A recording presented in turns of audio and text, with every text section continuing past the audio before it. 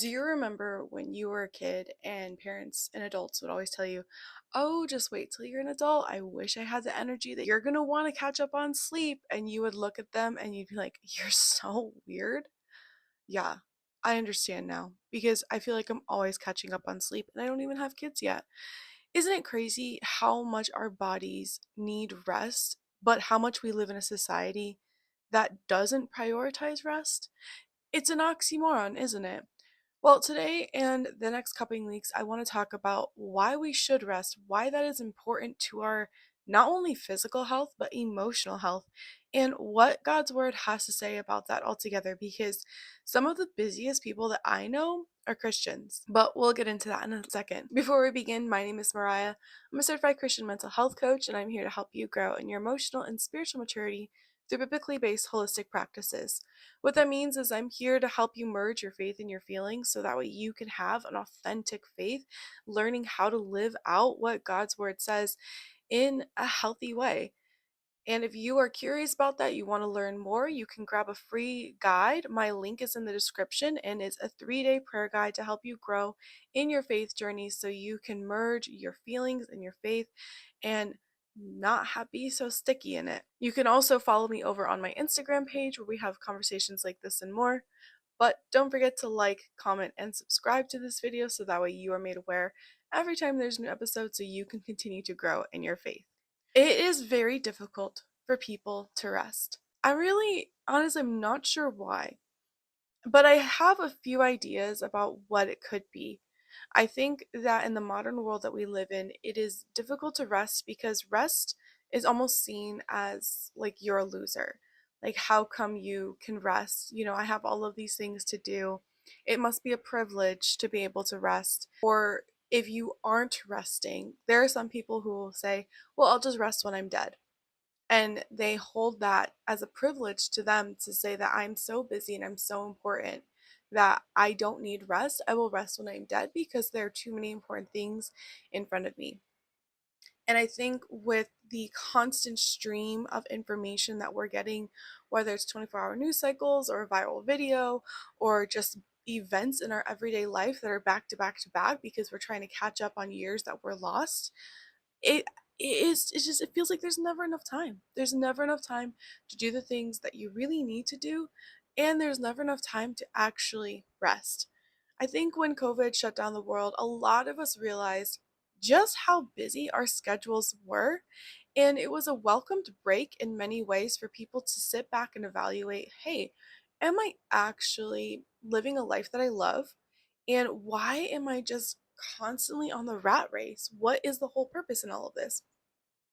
And then after the lockdowns ended, people were like, all right, I'm going to just get back. And then they doubled the amount of time that they were busy. I think there is this internal pull going on in culture where there is like one side who's recognizing, yeah, we do actually need to rest more. And then there's another side that just like putting their head down and just keep going because it's been so chaotic. And with the news and with constant media, it is never ending. Like, we don't get a rest from the information. It is constant information overload. So then, even if you're not actually doing anything, you're still not resting because you're mentally just running a million miles an hour. Does that sound familiar at all? Am I hitting the nail on the head? I know that rest is hard to come by, but studies are showing how important it is for us to experience rest. They're showing how much more anxiety is increased, how much our body is hurting because of our lack of sleep, how much our mental clarity goes away because we don't have rest. And honestly, I think some of us forget that lack of sleep is a form of torture. And yet, we struggle to rest. We struggle to let go. We struggle to sit back and just let God be God. Because I genuinely believe that rest is an act of faith. And those that are constantly going, actually struggle with their faith a lot more than they realize. So, in this new series, we're going to be talking about what it means to cultivate rest and create rhythms in our life that allow us to enjoy life instead of just letting it run us by. Let us enjoy the life that Jesus died for. Instead of filling it with the latest project or the next ministry event or the demands of your personal world, maybe there is actually time to rest and smell the roses. There's this old hymn that I love listening to. I think it's called In the Garden. And the verses go, I come in the garden alone, while the dew is still on the roses, and the joy I hear falling on his ear, the Son of God composes. And it's just this idea of taking the time to spend and listen and be with God and to hear his voice. And I love the imagery of dew on the roses because it takes me into this mental place where it is just like the early morning hours when the world is still at rest, when the birds are just beginning to chirp. And it's a reminder that, God wants to meet us in this quiet place. Now, I don't think that it always has to be quiet for God to meet you. He's so flexible with us, He knows the demands of our lives. But I think it's a good imagery to remind ourselves that God enjoys rest. He created rest. And that's something that for us to cultivate and grow in our own life, that requires us to carve out time. It's not just something that like we stumble upon. We have to be very intentional with our time to encourage rest. Like I look at myself and I'm like, I don't think I've even really spent that much time with God because of how much I just got up and did things that I needed to do. And it's because I had other things be more of a priority. But it's important for us to know that the Bible commands rest. It is a biblical command. I think when people think about rest, they usually think about sleep, but rest is really more than physical. It is a position in which we operate from. And rest started with God all the way back in the beginning of Genesis, where on the seventh day, God rested for us. That is modeled for us in Genesis 2, verse 2 through 3. But the Bible also gives us other clear examples of rest in Psalm 4:8, Hebrews 4:9 through 11, Mark 31, Exodus 33:14, and Psalm 23. Rest requires us to be intentional in the way that we live our lives because it's so easy to fill in the free time. And it's so easy to just be like, oh, I have white space in here. Like, oh, I guess I can do something. Or I need to be productive. And if I'm not being productive, then who am I? But rest, it requires us to take a step of faith because it requires us to trust that God is going to take care of the world when we can't. And that is a big ego buster. If you feel like your whole life is supported because of what you can do and then you can't do something, how much does that speak to the volume of our faith? Where are we trusting in God? Are we actually letting Him be the one that can give us that ultimate experience and that ultimate joy, that we don't have to be the ones that are constantly running our lives? Like rest is saying, hey, I can take a day off because I trust that God has it under control. But it's also really important to know that your body needs rest. I think some of us forget that. I think some of us forget that we cannot run on caffeine alone. If you met me 3 years ago, I've never liked coffee. I still don't like coffee. But I remember learning about the really detrimental experience your body gets when you drink caffeine without any food, and the jitters and the extra anxiety that you get because you're just like, I just gotta go. I gotta go do this thing. I gotta go do that thing. And you're filled up on coffee. So you're like a squirrel that just like can't stop. And that became a strong symbol of us knowing like, oh, we're really important. We're so important that we can't stop and and rest and actually eat breakfast. So for a while I used to be on a kick of like, make sure you eat your breakfast. Did you eat your breakfast this morning? Did you have some protein this morning? And I still am like that. Maybe not as intense, but I think it's a good reminder that our bodies are designed to operate a certain way, and they're not designed to just be functioning off of caffeine and Red Bull and Coca-Cola and whatever it is that we like to consume that is just pure energy. I know that sometimes we need it to get through the day, but it is a reminder that God designed our bodies a certain way, and physical rest is part of that. Now, you might say to me, Mariah, you do not know the life that I have. You don't know the job that I have. You don't know the family that I have to support. You don't know the relationships I'm trying to go through. You don't understand all of these things that I'm committed to.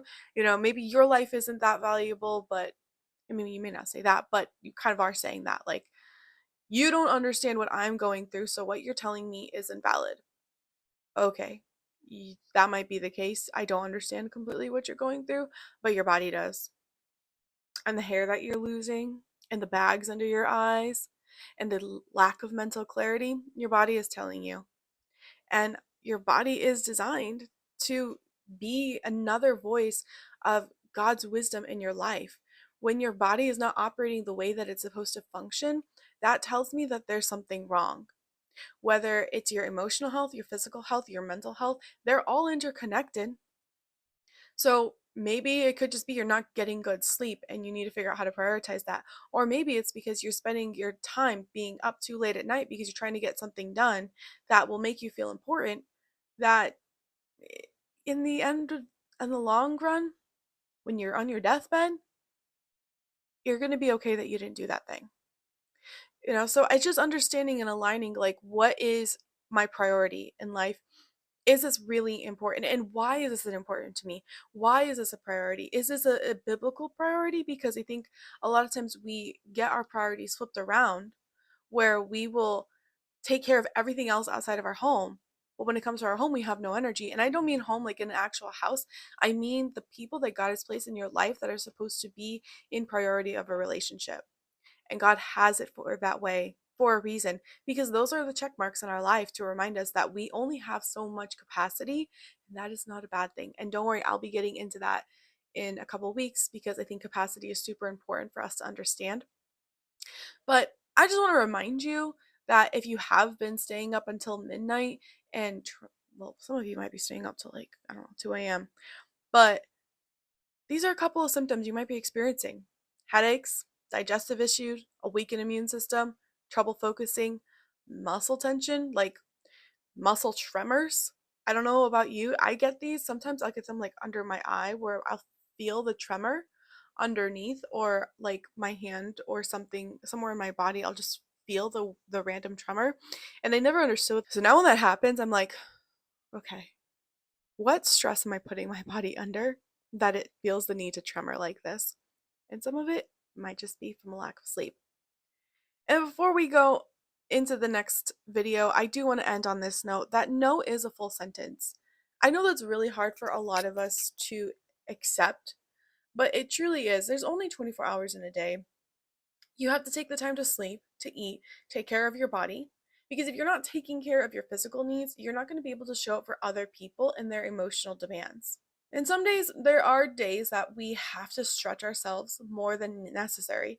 That is understandable. I'm not like advocating that you have to have a balanced life, that you have to have everything all in a row and whatnot. But what I am saying is that there are natural swings in life. And when you are on a constant exhaustion, when you are constantly being pushed to the brink, something is not okay. And there's something that needs to give. And usually, what gives first is your health. So I want to remind you that no is not a bad thing, because limits are good. They are like bumpers on the side. They're guardrails that keep us from going off the road and getting into a deadly crash. Limits are a good thing.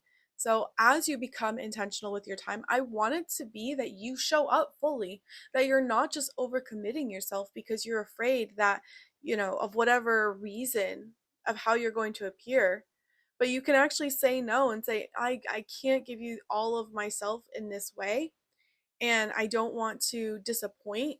Where I the Bible tells us that it's better for you to say no and then show up than for you to say yes and take it back. So I want to work on the no portion, because no is okay. And if you've never heard that before, let me be the first one to tell you, no is a full sentence, and that is completely okay. So we're going to continue to explore rest and rhythms and what that looks like. I'm familiarizing you, I'm giving you a refresher, or maybe I'm teaching you something brand new. But I really want this to be a reminder to you that what you say no to might actually open you up to God's best. And I just want God's best for you in your life. So if this is an encouraging video for you, if this is a challenging video, or you have questions, or you're like, Mariah, I'm not really sure what to do with my life, how to fill my time correctly, leave a comment below. I'd love to continue this discussion in the comments and just know how to really honor the time that God has given us, because He's given us a limited amount of time and that is meant to be for His glory. And I know that you want to love Him and serve Him in the best way possible. And sometimes that might just be by practicing rest. So leave a comment below and I'll catch you in the next video.